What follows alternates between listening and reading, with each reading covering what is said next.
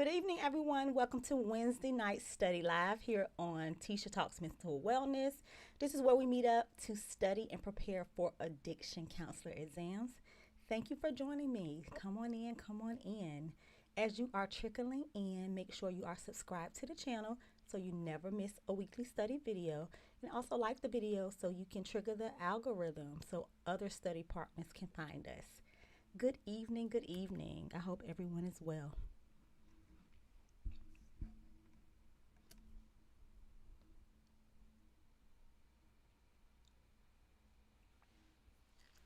If you're watching the playback, hello. It's all good if you couldn't catch us live. Make sure you watch the playback because you have to get your study time in, okay? Don't try to skip it. Same goes for you. Make sure you are liking the video and make sure you're subscribed so you don't miss any other study sessions.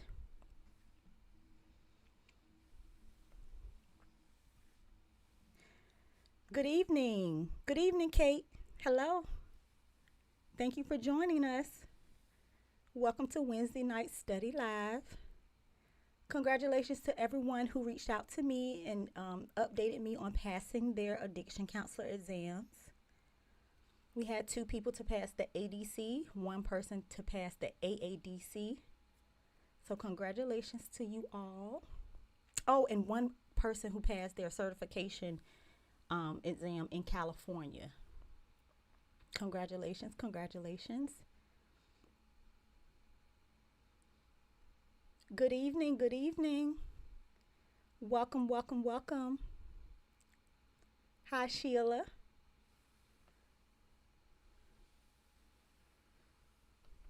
Good evening, everyone. If you can hear me clearly, please put a 1 in the chat. Hopefully we can have a session with no Wi-Fi issues. I don't even want to speak too soon. Your fave counselor, babe. I passed my exam last Thursday, CADC2 in Georgia. Congratulations to you. Congratulations. Congratulations.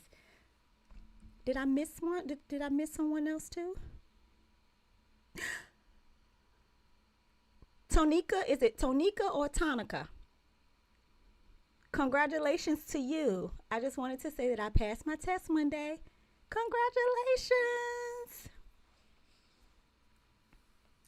So we have 2 more. So that's a total of 5 people who passed. That is awesome. I'm so happy for y'all. Tony, I got you. I have a sister named Tony. Congratulations, Tony. Oh, thank you. I appreciate you. Thank you guys for supporting the channel. It all works together. You guys show up. It helps me to show up. Because sometimes I be tired. But when you guys show up, I'm like, okay, I got to get my study time in too. So thank you guys. I appreciate you guys for showing up every Wednesday, commenting under the videos, sharing the videos. We're just doing it over here in our little corner of the internet. You are welcome. Thank you all. Thank you all. Sometimes, believe it or not, you guys, most of us are probably already ready, but just having like a community, just having a set time. It's accountability. We're just holding each other accountable. You guys hold me accountable to make videos and to show up. And then you hold yourself accountable just to show up with other people who have similar goals. I think that's the biggest part. I think because most of us are already clinicians. We know the material. We know what we're supposed to do. But like I said before, testing can be so overwhelming and we're all doing a lot. So we're holding each other accountable. So it's not just me. It's you too. It's y'all too. But I do appreciate you guys. And then when you guys update us, that just puts a battery in everybody else's back. Yes, cause that's how I was. When I would see other people passing, I would be like, I know I can pass. I know. We all can pass. So congratulations, everyone. Congratulations. Okay. So I'm glad to see that Wi-Fi is strong. Everyone can hear me good. Just a few housekeeping items. I put the study resources link I pinned it because I always forget to pin it. And it's 3 resources: the free study guide, and that puts you on my email list. The 100 question test, that's just 100 questions with the answer key and a brief explanation. And then the third resource is the 67-page checklist. It's a detailed checklist with 5 domain areas, and each area has like open-ended questions that you can check off just to ensure that you're mastering each section. Also, make sure you're subscribed. If you're new here, welcome. For those of you who are not, welcome back. Let's go ahead and get started. All right, Wednesday Night Live, Addiction Counselor Exam Study Group. Let me say my spiel. If you are new here, yes, whatever we're studying, and if you're interested in learning it, it'll probably help. Whether you're taking the ADC, the AADC, the NCAC1, the NCAC2, the MAC exam, or any other addiction counselor related test, program, class, we study general addiction counselor topics. Because there's so many of us taking so many different exams, the questions are not based on a specific exam because we don't know how the information would show up. So we focus on mastering concepts. So like tonight, we're going to be asking questions on the brain pathway, understanding addiction and how it affects our brain and how it causes issues with tolerance and things like that. So even if all of us are taking different exams, we have to understand the neurobiology of addiction in order to be a well-rounded counselor. So for those of you who are new here, we study general addiction counselor topics that can help you on several different types of addiction counselor exams.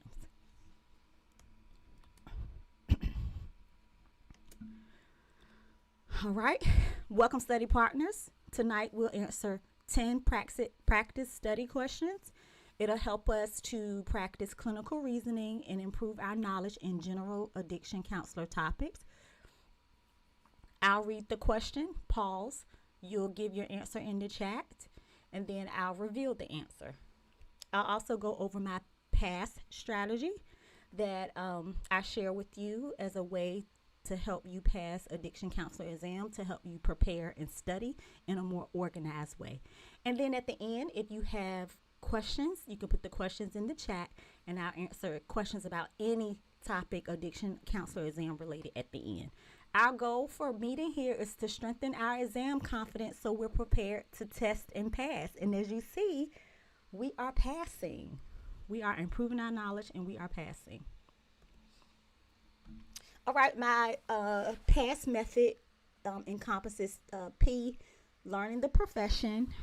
Again, I believe in order to prepare to pass any addiction counselor exam, you have to have a solid foundation, and that's understanding what we do as addiction counselors and addiction professions.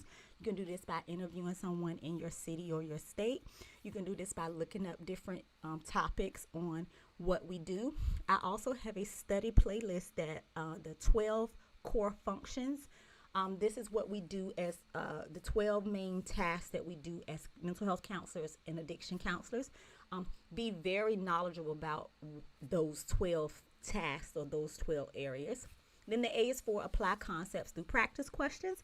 Again, if you're not subscribed, make sure you're subscribed. Go to the playlist section, and we have over 400 practice questions over, I think, 8 or 9 videos. We review a topic, then we do multiple choice questions. Again, these questions are questions based on mastering the concept.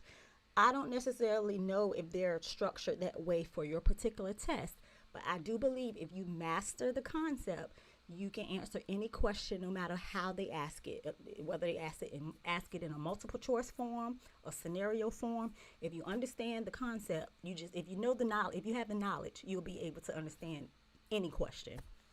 And then simulate the exam setting. Again, once you've been studying for a while, you feel confident, make sure you are practicing in a quiet setting, as close to how it's set up when you take your exam on exam day. Please don't raw dog it. Please don't study for months and never once sit down and answer a series of questions in a quiet area. Most of us have some type of anxiousness connected to taking the test because we care. So some anxiousness is normal, but don't overwhelm yourself. So make sure you're taking your practice test in a quiet area, simulating the setting as close as possible. Doesn't have to be perfect, but at least give yourself 30 minutes, hour, up to 3 hours, so you can kind of prepare your body and handle those nerves so you're good on test day. And lastly, study your weak areas. That's where the checklist comes in. You can make your own checklist. You can use chat. You can go through your study guide domain on your test websites. They'll tell you exactly what you're being studied on. Or you could just purchase the checklist and go through each question. And if you can answer the question correctly, you're probably good on that area. If you have an area where you tend to get questions wrong, or you know that's the area you struggle, the closer you get to exam day, focus on that area. The last 3 study partners who I've had a chance to review their scores, all 3 had their lowest score in counseling practices. A lot of people score high in assessments, the assessment area, and I forgot professionalism, professional ethics, but the counseling practices, counseling skills area. And this is 2 separate exams. So make sure you're studying the areas that you feel like you just need a little extra help in. Okay, let me check the chat and make sure I'm still rocking and rolling. Y'all know how the Wi-Fi get. Oh, we have someone else? Did someone else pass? Living life on life terms. Congratulations. So we have 3 in here today that passed. Oh, y'all showing off. Y'all really showing off. Oh, can you guys hear me? Am I low? Can y'all put a 1 in the chat if you can hear me clear? Is that better? Oh my.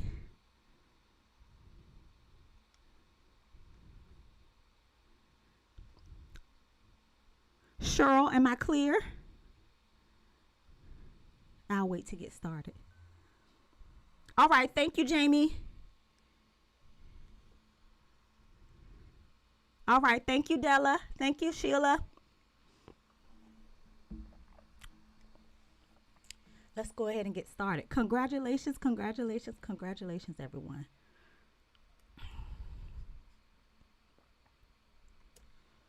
All right. Okay.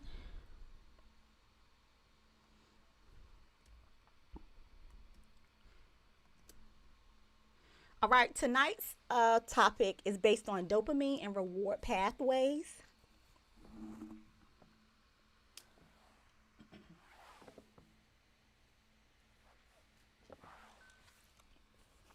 The reward pathway is the brain system involved in pleasure and motivation. When substances increase dopamine, the brain experiences a strong sense of reward.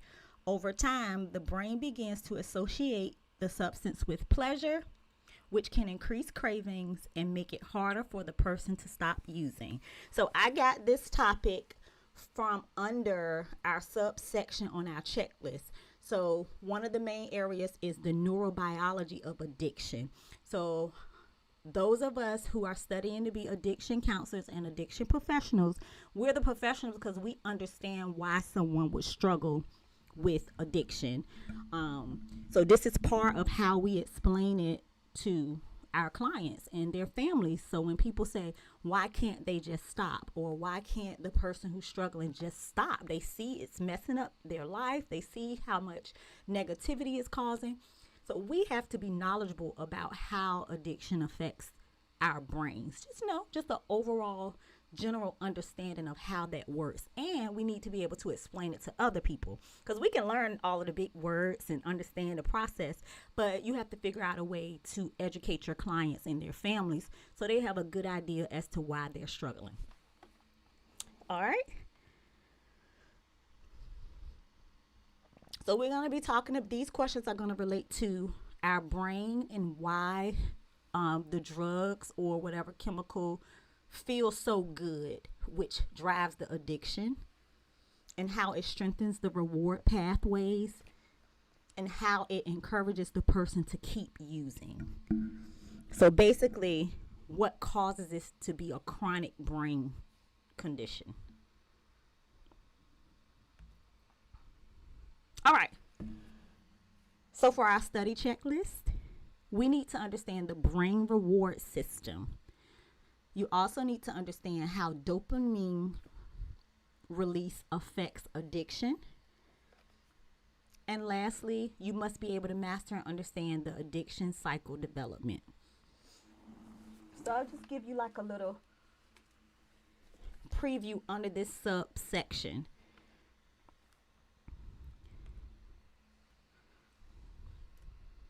Let me make sure we're good before I start on question 1.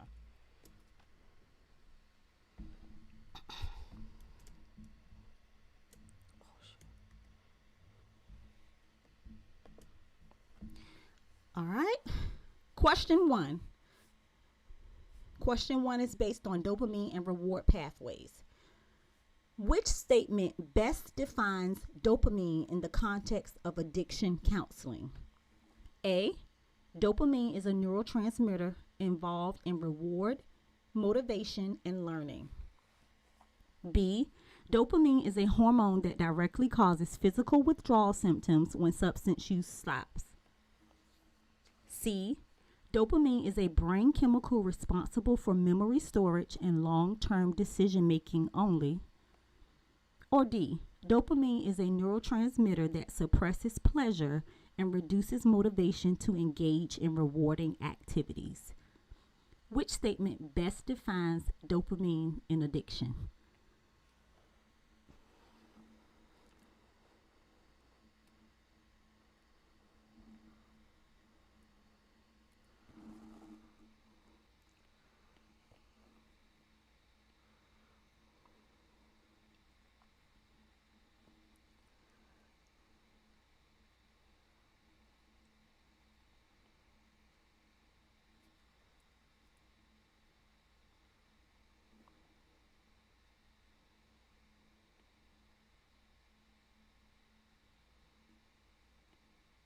Okay. The correct answer is A. Dopamine is a neurotransmitter involved in reward, motivation, and learning. A is correct because dopamine is a neurotransmitter that plays a major role in the brain's reward system. It helps regulate rewards, motivation, reinforcement, and learning. Substance use and drug use can increase dopamine activity, making substance use feel rewarding and increasing the likelihood of repeated use. B is incorrect because withdrawal symptoms involve multiple brain and body systems. Dopamine is involved in addiction but does not directly cause withdrawal symptoms by itself. C is incorrect because dopamine contributes to learning and memory related to rewards, but is not solely responsible for memory storage or decision making. So this answer would be too limited.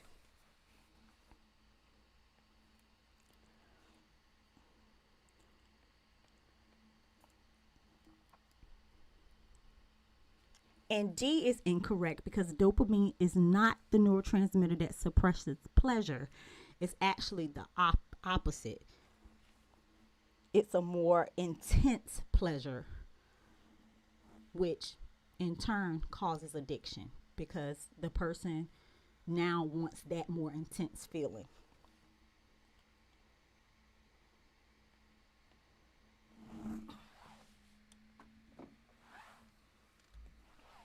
Exam tip. When you think reward, then motivation, then reinforcement, when you see dopamine on an addiction counselor exam. So figure out a quick way that you can define what dopamine is and how it's impacted by addiction.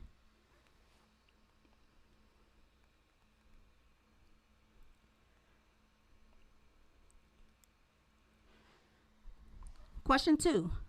Brain changes from substance use.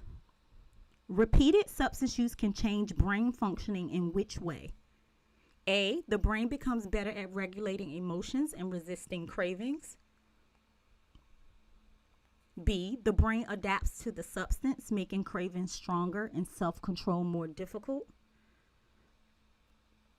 C, the brain permanently loses the ability to experience pleasure from any activity. Or D, the brain becomes immune to the effects of substances after repeated use.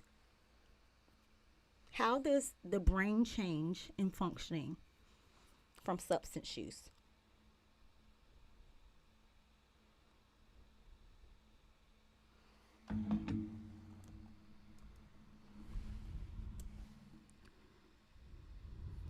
Okay. See some A's. I see some B's. Okay. I got you, Sheila. Sheila changes hers to B. Okay. Lots of B's I see.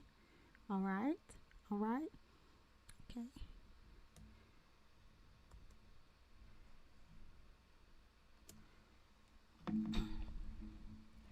The correct answer is B. The brain adapts to the substance, making cravings stronger and self control more difficult. B is correct because repeated substance use can alter brain circuits involved in reward, motivation, memory, decision making, and impulse control. As the brain adapts, cravings may increase and resisting the urges may become more difficult. A is incorrect because repeated substance use generally impairs emotional regulation in decision making rather than improving them. So it does the opposite. C is incorrect because substance use can reduce enjoyment from natural rewards, but the brain does not permanently lose all ability to experience pleasure. And D is incorrect because people may develop tolerance to some effects of substances, but the brain does not become completely immune to them. So the correct answer is B. Exam tip. Repeated substance use can change how the brain responds to rewards, stress, and decision making, making continued use more likely despite negative consequences. So the brain is adapting to higher hits of dopamine and feeling a certain way after the substance. So it changes what it needs. Question 3. Which statement best explains why addictive substances can have such a powerful effect on the brain? A. Substances activate the same brain pathways as natural rewards, but often produce much larger dopamine releases. B. Substances create new dopamine pathways that do not exist in the brain before. C. Substances completely stop dopamine production, causing the brain to rely on the drug for survival. Or D. Substances affect only physical functioning and have little impact on the brain's reward system. Which statement best explains why substances can have a powerful effect on the brain? Let's see what you guys are saying.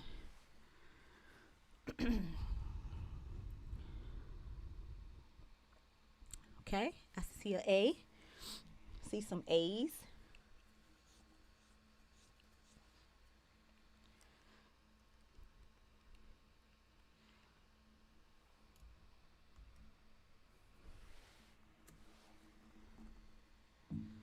Okay. The correct answer is A. Substances activate the same brain pathways as natural rewards, but often produce much larger dopamine releases. So it's a harder hit, a more intense hit of whatever they feel, euphoria, happiness, relief. A is correct because natural rewards such as food, social connection, and achievement can trigger dopamine releases, Many addictive substances produce much larger dopamine surges, creating a stronger sense of reward and increasing the likelihood of repeated use. B is incorrect because substances do not create entirely new dopamine pathways. Instead, they affect the existing reward pathways in the brain. This is also an important connection to trauma. Because I feel like if you understand natural rewards, dopamine, in the brain pathways, and then you understand how trauma impacts our clients, figure that's an easy way to remember. Because if I've been constantly experiencing these traumatic events, my natural reward systems have been in overload. My nervous system has been impacted. So I may have not had ways to feel good naturally. So once I start abusing substances, that feels wonderful. So figure out a way you can remember that. That's how I remember it when I'm doing trauma informed care, or I'm trying to explain it, especially to, everyday people who don't study like we study. They're not professionals. So I try to figure out easy ways to say, imagine, feeling better, getting some level of relief that you've never had, and and then realizing that this relief is really causing problems.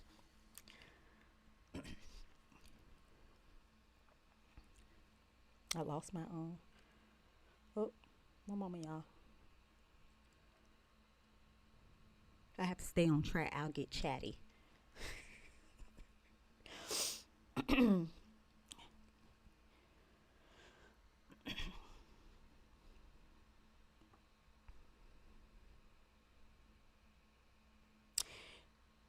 So again, B is incorrect because they don't create entirely new pathways, but they affect the existing natural the pathways that impacts natural reward systems. C is incorrect because substances do not completely stop dopamine production. While they can alter dopamine functioning, the brain continues to produce dopamine.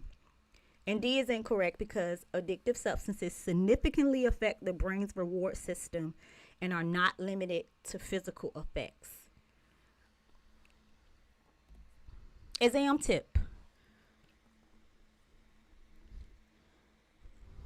So maybe figure out a way to think of it as bigger reward equals bigger risk.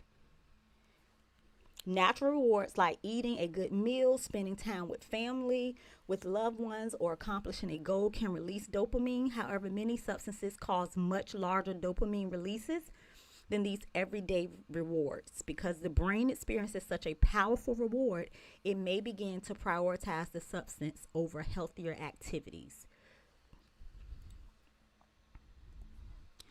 Question 4. Cravings and reward pathways. Which statement best defines a craving in the context of addiction? A temporary loss of memory caused by substance use.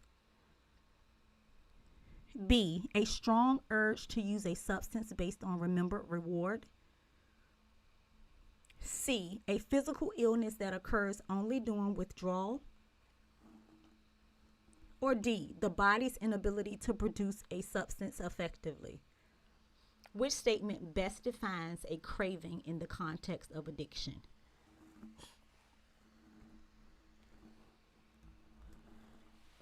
All right. Okay, I see Jamie has B. See a couple B's.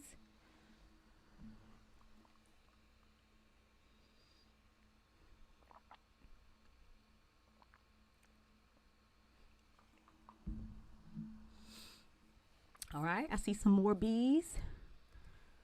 Okay.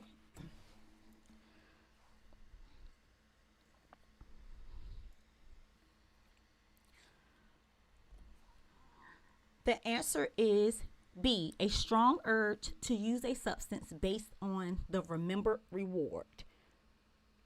Now, this question is just challenging you to think deeper about cravings. So a foundational question would be, what is a craving? We know that. That's kind of, that's an easy question important information for us to know. But if you deepen the question, maybe you challenge yourself to see if you really understand how to explain how does that connect to our brain and the reward pathways. So it's B, a strong urge to use a substance based on the reward. A craving is a strong urge to use the substance. It happens when the brain remembers the reward from the past and wants that feeling again. So make sure you know what the definition of a craving is, and especially if you're taking a more advanced exam like the MAC or the AADC or the NCAC2, go deeper with it and explain. Try to see if you can remember ways to explain why the craving is happening. And it's because the brain is remembering how intense that good feeling was, so it wants it again because it's more intense than the natural reward. A is incorrect because memory loss is not the same as a craving. C is incorrect because cravings can happen with or without withdrawal. And D is incorrect because metabolism is how the body processes substances, not what causes cravings. All right, exam tip. When the reward is remembered, the craving is triggered. The brain remembers the good feeling from the past use and creates an urge to use again.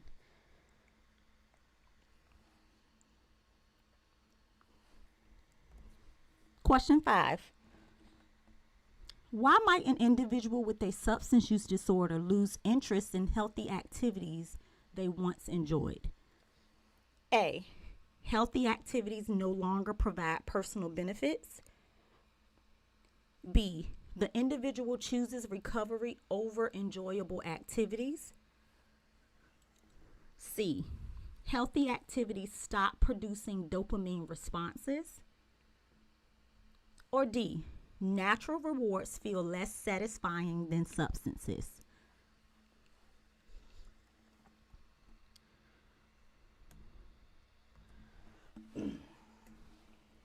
Okay.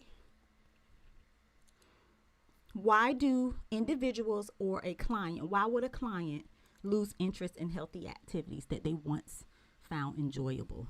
Okay, I see some D's.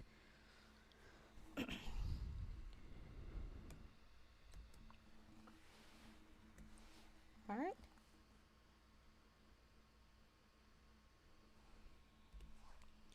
The correct answer is D.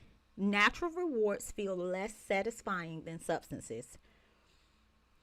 D is correct because repeated substance use can change the brain's reward system, making everyday activities feel less rewarding than the substance.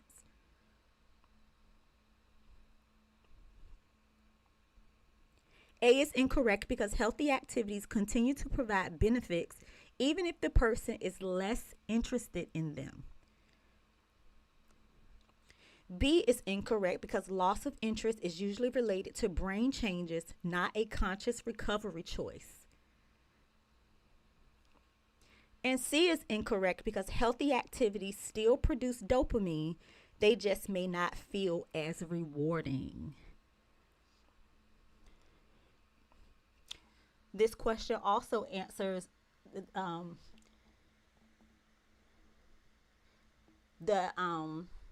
you can figure out a way to explain to a client or how you can remember why more intense interventions may be needed.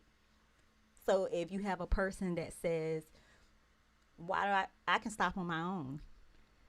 So figure out a way you can remember, tie in the brain reward system, and explain to them because of substance use, you may do the activity, but you may feel like it's not working because the changes in your brain. Or maybe you'll get if you got a question about, you have a client who is working out and doing all the things and they still feel depressed. They still have low mood. What could be I just made up a question off the top of my head. What could be the issue?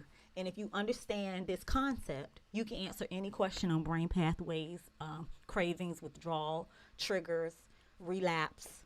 If you understand, just figure out a way to remember the reward pathways. the brain is affected.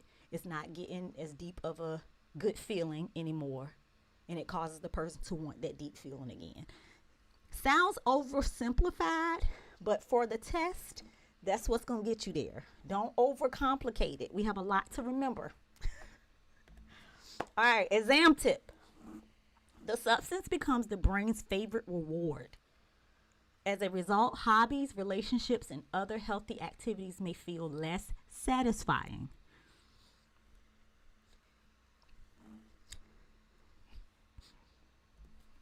Question 6.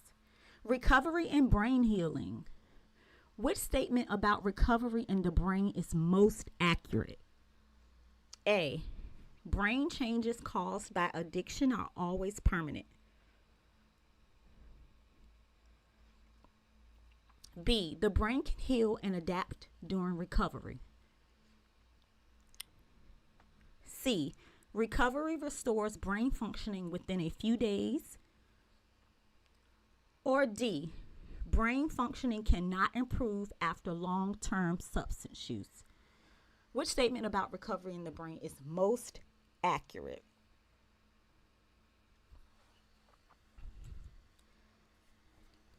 An exam tip: if you see never and always, usually probably not the right answer.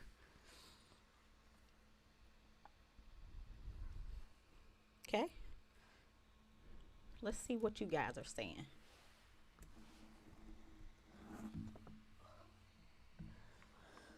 Okay, I see some B's. Which statement about recovery in the brain is most accurate? All right. See a B. See lots of B's. B from Cameron. Hi, Cameron. Thanks for joining us. I'm glad you guys are coming back. Cameron passed a few weeks ago. Okay, I see Anisha, D. Della put D. Okay.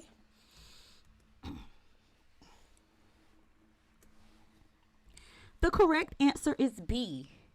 The brain can heal and adapt during recovery.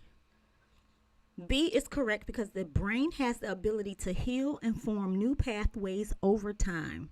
Recovery can improve thinking, decision making, emotional regulation, and overall brain functioning. A is incorrect because many brain changes associated with substance use can improve during recovery. C is incorrect because brain healing takes time and does not happen within a few days. And D is incorrect because even after long-term substance use, many people experience improvement in brain functioning during recovery. So the correct answer is B. Exam tip. New pathways are created through repetition. Every time a person chooses a healthy behavior instead of substance use, the brain strengthens a new pathway. Over time, the healthy pathway gets stronger and easier to follow. And I also want to add, this is where we come in as addiction professionals, because remember, the brain pathway, once if it's experiencing so many changes and they're doing all the things and they don't feel the level of feel good, that's why we need our profession, because we step in and support and we remind them, I know you're doing all the things and I know you don't feel good, but this is why this is happening. This is why we have inpatient. This is why we have residential. This is why we do what we do, because someone who's struggling with this brain issue, because it is a chronic brain issue, they're going to convince themselves, I'm not the same, I can't do it. So this is what we're all here for. This is why we step in to support, to remind them, your brain did go through some changes from the substance use, but as you develop healthier habits, you're going to get better. Hence why there's a counseling and education section on most of the exams, because we have to figure out a way to educate our clients, because this is not just everyday information. And there's a lot of misinformation out there too. So not only are we're teachers, we're counselors, we're therapists, we're support staff, we're doing it all. We're just trying to, help, but we have to figure out a way to help people and help them understand that this is just not a choice. Like, there are some choices, but this is a condition. This is a condition, a brain or neurobiology condition. All right. Question 7. Brain regions affected by addiction. Which part of the brain is most associated with decision making, judgment, and impulse control? A. Cerebellum. B. Brainstem. C. Occipital lobe. Or D. Prefrontal cortex.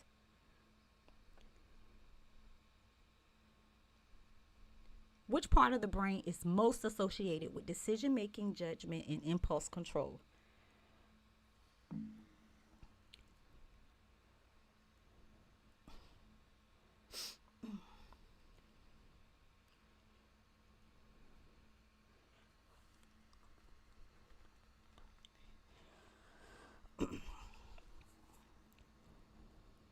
Okay.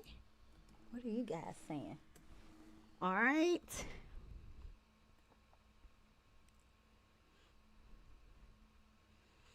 Okay, I see some D's.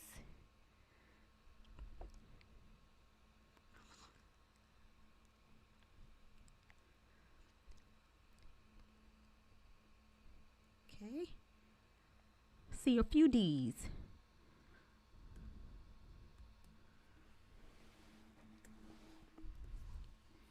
The correct answer is D, the prefrontal cortex. D is correct because the prefrontal cortex helps the decision making, judgment, planning, and impulse control. Addiction can impair this area, making it harder to resist urges and make healthy choices. So it's not laziness. It's not that I'm a bad person. It's not that whatever people say. Once you're in the thick of addiction, your brain has been changed. I think that's the whole point of today's session. It's a brain disorder, a brain issue. A is incorrect because the cerebellum is primarily responsible for balance, coordination, and movement. B is incorrect because the brainstem controls basic life functions such as breathing, heart rate, and sleep. And C is incorrect because the occipital lobe is mainly responsible for processing visual information. So, and drug use can affect all of those areas, but the question is which part is most associated with decision making. So you're most likely to get a question about the prefrontal cortex and what that part of the brain is responsible for and how addiction affects that. All right, exam tip. The prefrontal cortex governs decision making and self-control. Addiction can weaken this part of the brain, making healthy choices more difficult. So again, when the pathway is changed, it affects their ability to make healthy decisions, which causes them to need interventions, support, help. Question 8. Why is addiction considered a chronic brain disease? A, it causes physical dependence that lasts throughout a person's lifetime. B, it involves lasting changes in brain functioning that can affect behavior and recovery. C, it results in repeated patterns of relapse and recovery that often require ongoing management. Or D, it develops after repeated substance use and changes the brain's reward system. Okay, so why is addiction considered a chronic brain disease?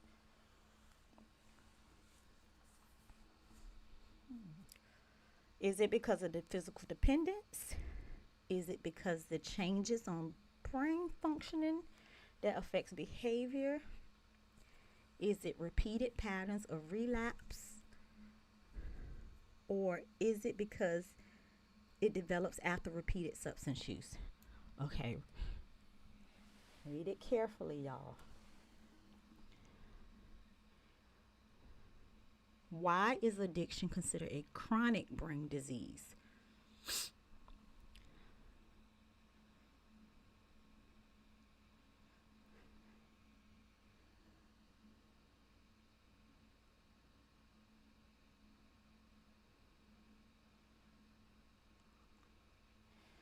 Okay, I see some D's.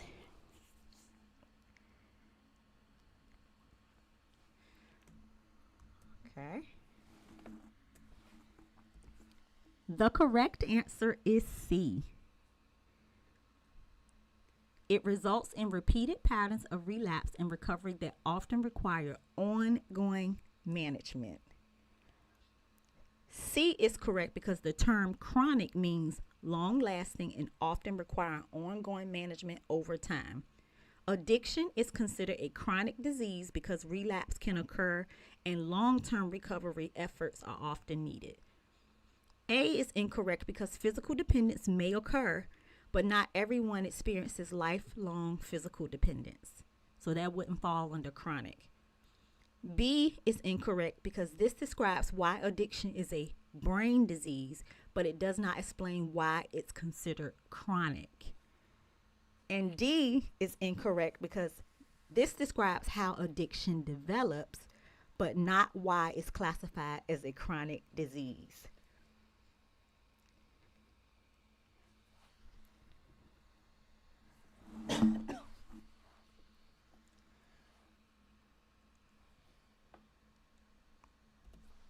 Exam tip. Chronic equals a long period of time. Long term. Think something that's not just is going to need some type of long term intervention or care. Not acute, but chronic. Brain disease equals changes in brain functioning. Addiction involves both.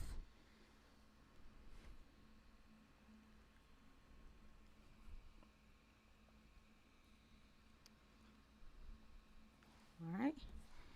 9. What is a neurotransmitter? A chemical messenger that helps brain cells communicate. B, a brain structure responsible for memory and learning. C, a hormone that controls all physical and emotional responses. Or D, a nerve cell that carries information throughout the body. Which defines neurotransmitter?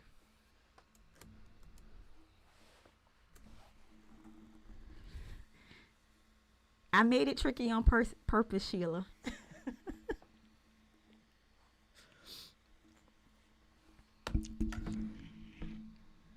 All right, I see a I see D.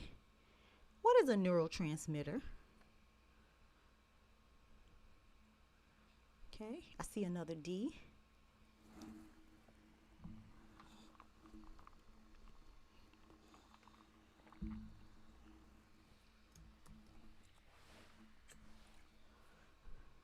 All right. The correct answer is a chemical messenger that helps brain cells communicate. A is incorrect because neurotransmitters are chemical messengers that transmit signals between nerve cells. Examples include dopamine, serotonin, and GABA.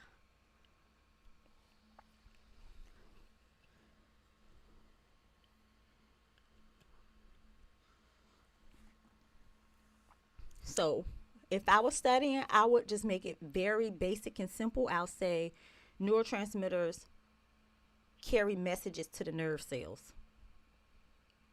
And then I would picture the neurotransmitters with a suitcase with going to give the nerve cells a message. I mean, it sounds silly, y'all, but this is how I had to study because some you can become overwhelmed. All right. So neurotransmitters, they're chemicals that send signals between nerve cells. I would say signals, I would say messages, because that'll help me remember when I'm taking the exam. I can't remember a very long, complicated definition with too many large words. But I understand what they're talking about though. All right. B. B is incorrect because a neurotransmitter is a chemical, not a brain structure. Okay. C is incorrect because hormones and neurotransmitters are different types of chemical messengers with different functions. Okay.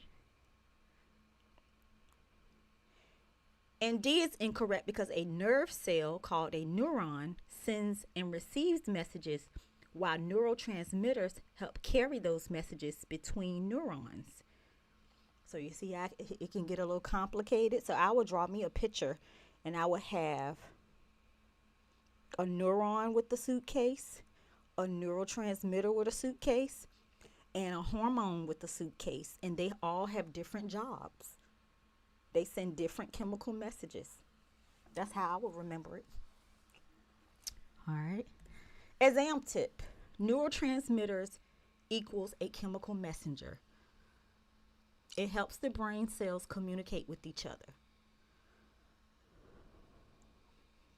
So they allow the brain cells to send messages to one another.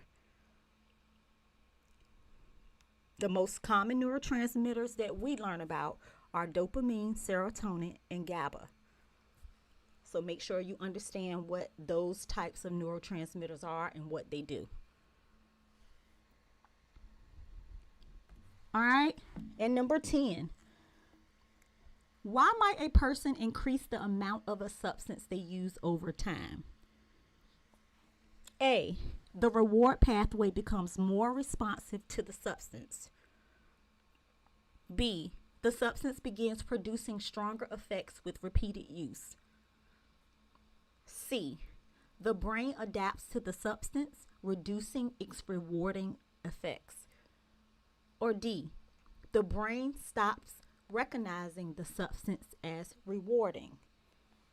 Okay. Why might a person increase the amount of substance they use over time?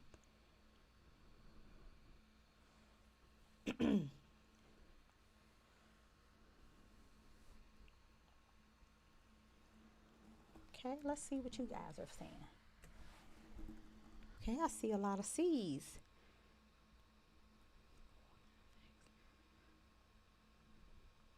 Yes, I see.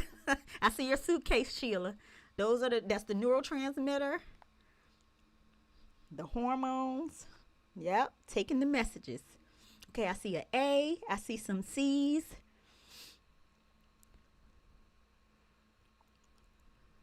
Okay.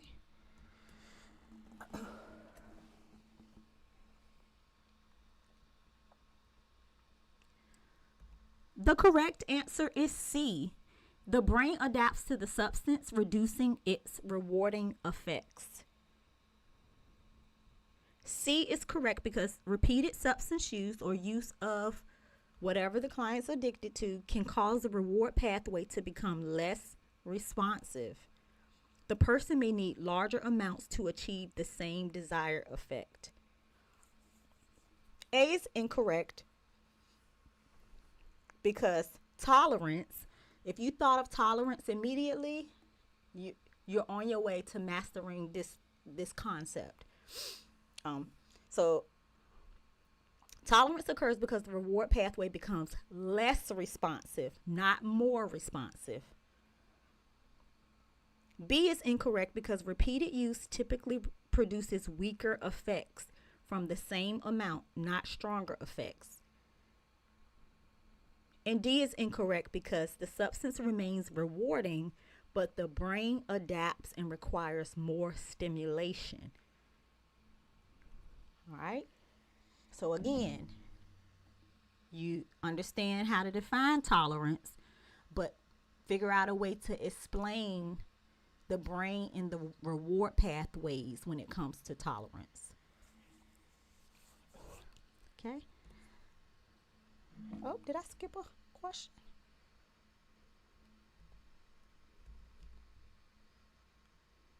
Oh, I had an extra slide from somewhere else. Okay, exam tip. Tolerance equals less effect, more substance. As the brain adapts, more of the substance may be needed to achieve the same reward. So, be able to define tolerance, be able to explain what's happening when tolerance comes to play in terms of addiction and how it ties into the brain and the reward pathways. Because you may not get a question that says, what is tolerance? You probably won't get a question like that.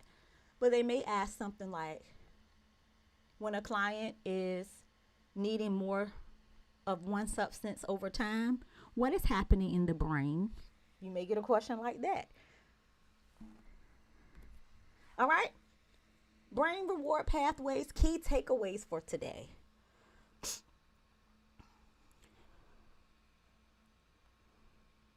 Okay.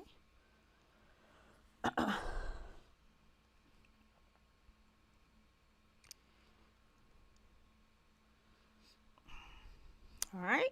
So the key concepts you need to know to continue to study for your addiction counselor exams and to master this particular topic about brain reward pathways. First, dopamine is the brain's reward system.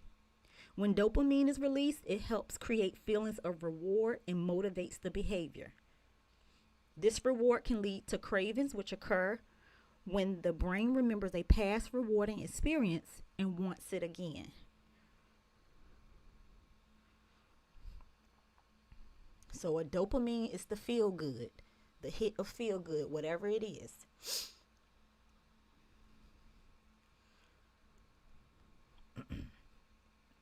Sorry, I lost my place, guys. One moment.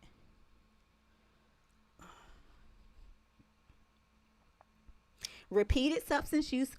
Another key takeaway is repeated substance use can lead to tolerance. So be able to define tolerance and also be able to define what's happening in the brain reward pathway when a person's tolerance is increasing. This means they need the same amount of substance to produce less of an effect over time. As a result, a person may use more of the substance to achieve the same reward. At the same time, these regular healthy activities and hobbies and things that typically gave us the dopamine hit, they feel less rewarding. Also, remember that addiction changes our brain and it changes our brain functions, especially in areas related to reward, motivation, and self-control. But the good news is that recovery can help the brain heal and adapt. That's where we come in as addiction professionals. We support, we provide interventions because when someone is wrapped up in their addiction, they may start doing the healthy activities, but they're not getting that dopamine hit. But over time, it can get better. So while they can't feel the direct benefits, that's why the support is needed. Because their brain is going to tell them, this is not good. This is not making me happy. I don't feel that feel good feeling because their brain has changed. Through treatment, healthy behaviors, and ongoing recovery efforts, the brain can create new pathways and improve functioning over time. All right. We have a couple of minutes. If you guys have any questions about any addiction counselor topic, or we have a couple minutes left.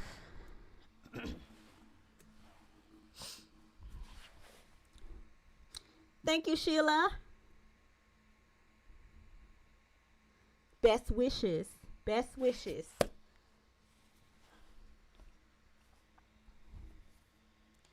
Let me turn the camera back on, y'all.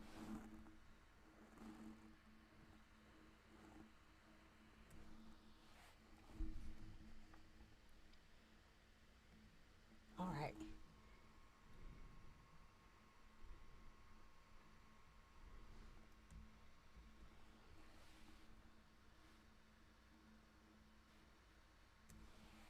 Oh, I forgot. Let me turn back on my. Okay. All right.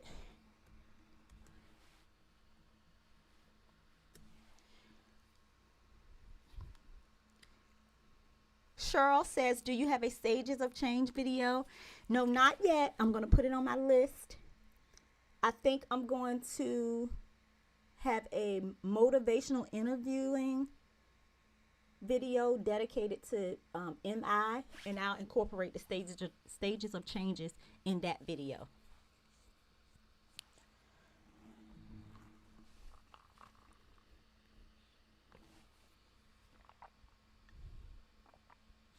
Thank you guys. Thank you guys. Make sure you like the video. That way it gets into the algorithm and we can find our people. Thank you so much for joining us this evening. I know it's not always easy. We're all doing a million different things, working, taking care of our families, and we're still, finding time to work towards our goals. So thank you so much. I'm going to sit for a few moments in case anybody else has any more questions. A couple minutes.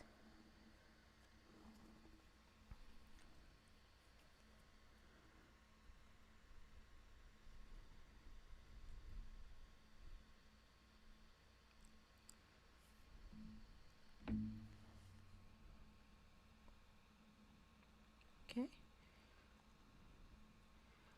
Hello to the playback. We ain't forgot about y'all. Make sure you put comments under the video if you're watching the playback. If you have questions, I check my comment section daily, and I try to respond to every comment. So if you're watching, again, thank you for joining us on the playback. If you have any questions, go ahead and put a question in the comment section.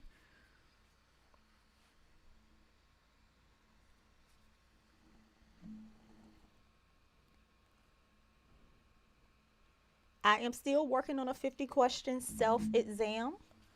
It should be finished this week. And it'll be another self-paced exam. I'll have a video introduction, and then you do the 50 questions on your own. Then you check your answers. The answer key is taking the longest. And also,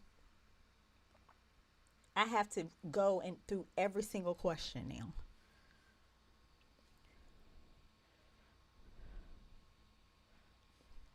Okay. All right, guys. Okay, Cheryl says,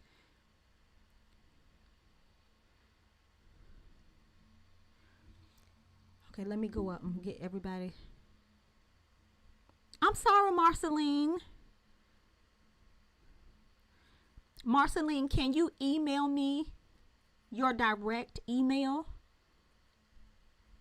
Your email may not be in my system correctly, but if you have my email, if not, it's on the page. Email me send me a test email, and I'll add you to the list and make sure I have the correct email. Jessica says you mentioned serotonin and GABA. Can you tell me the neurotransmitters that sends messages to the cell? Thank you, Karen. Hope all is well. So an easy way to remember, Jessica, they send messages to the cells in our brains. And when someone develops an addiction, depending on what area of the brain, usually we're talking about the prefrontal cortex when we're talking about addiction. So they're carrying the messages, and the more drugs they do, the more the messages they're carrying says, oh, this is not good enough. I need something else. Because the substance use overrides the good feeling that our natural dopamine gives us. That's just a simplified way to define it. Okay. Thank you, guys. Thank you, guys. Thank you, Doreen. Thank you, Cheryl. Okay, so Cheryl is requesting a video on ASAM, the 6 dimensions. I'm going to put that on my list.